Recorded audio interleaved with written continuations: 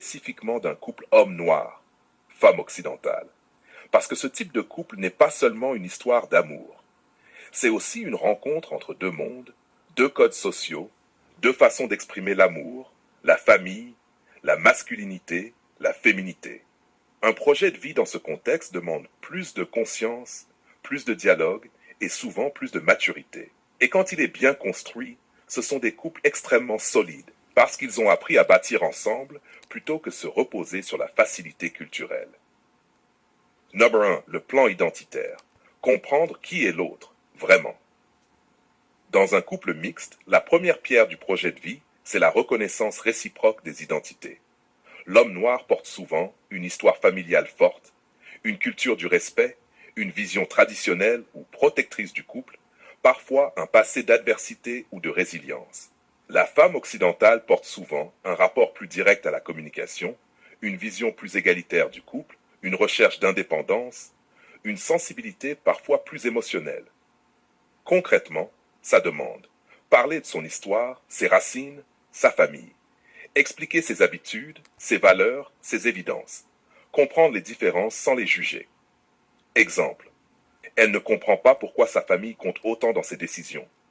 Il lui explique le lien culturel, les obligations, l'importance du clan. Lui ne comprend pas pourquoi elle revendique son indépendance. Elle lui explique son éducation, ses valeurs, son besoin d'exister en tant que femme.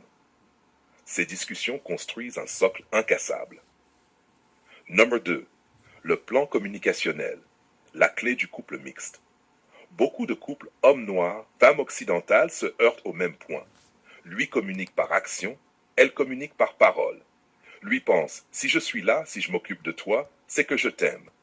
Elle pense, si tu m'aimes, dis-le, partage, exprime. Concrètement, il doit apprendre à verbaliser plus. Elle doit apprendre à lire les gestes et le non-dit. Ils doivent créer leur langage amoureux. Exemple réel, elle, tu ne me dis jamais ce que tu ressens. Lui, je suis là tous les jours, je te protège, je travaille. Tu veux quoi de plus? Le couple grandit quand chacun comprend le langage de l'autre. Numéro 3. Le plan culturel. Éviter les malentendus. Un homme noir et une femme occidentale ont souvent des règles implicites différentes, un rapport différent à la famille, un rapport différent à l'argent, une vision différente de la masculinité-féminité. Le succès du couple, c'est l'ajustement doux, pas la domination d'un modèle sur l'autre. Concrètement, définir ensemble ce qu'est le respect, trouver un équilibre entre tradition et modernité, se mettre d'accord sur ce qui est non négociable pour chacun. Exemple, pour lui,